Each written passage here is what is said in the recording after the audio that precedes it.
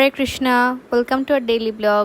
আজ অনেক দিন পরে শ্বশুরবাড়ি থেকে ঢাকাতে ব্যাক করলাম, তাই তার মনটা একটু খারাপ। এজন্য বললাম চলো হাঁটতে বেরোবো। কিন্তু আমি হাঁটার নাম করে নিয়ে এসেছি রবীন্দ্র সরোবরে। এসেই দেখি এত ভিড়, দাঁড়িয়ে এক জায়গায় ছবি তুলবো বা বসবো সেই পরিমাণ জায়গাটা ছিল না। বলতে গেলে আমি টোটালি হতাশ। তার মুড ঠিক করতে আমি তাকে ফুল কিনে দিই।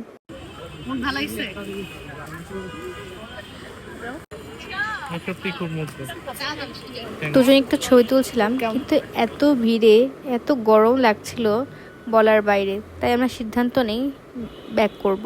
আসার সময় প্ল্যান করি নৌকাতে উঠব, কিন্তু এত পরিমাণ সিরিয়াল ছিল যে ওয়েট করা লাগতো। কিন্তু গরমের মধ্যে আর ওয়েট করতে ইচ্ছে করছিল না। কিন্তু জায়গাটা অনেক সুন্দর লাগছিল আমার কাছে। একে তো শুক্রবার, তারপরে আবার ঈদের বন্ধের পরে এই ফার্স্ট শুক্রবার পড়েছে। সব মিলিয়ে ভিড় যেন দ্বিগুণ হয়ে গিয়েছে। আমার এই জায়গাটা খুব পছন্দের ছিল। আগে আমি আমার মাসিদের সাথে এখানে আসতাম, কিন্তু এখন আর তেমন যাওয়া হয় না। এরপর আর কি, যেহেতু তার মুড ভালো হয়ে গিয়েছে, আমরা চ্যালেঞ্জ নিই আমরা হেঁটে হেঁটে বাসায় পৌঁছাবো। কিন্তু এটা ছিল আমার পক্ষে অসম্ভব। তারপর আর কি রিক্সা করে বাসায় ফিরি। যাই হোক, কেমন লাগলো আজকের এই ভিডিওটি কমেন্ট করে জানাবেন। হরে কৃষ্ণ।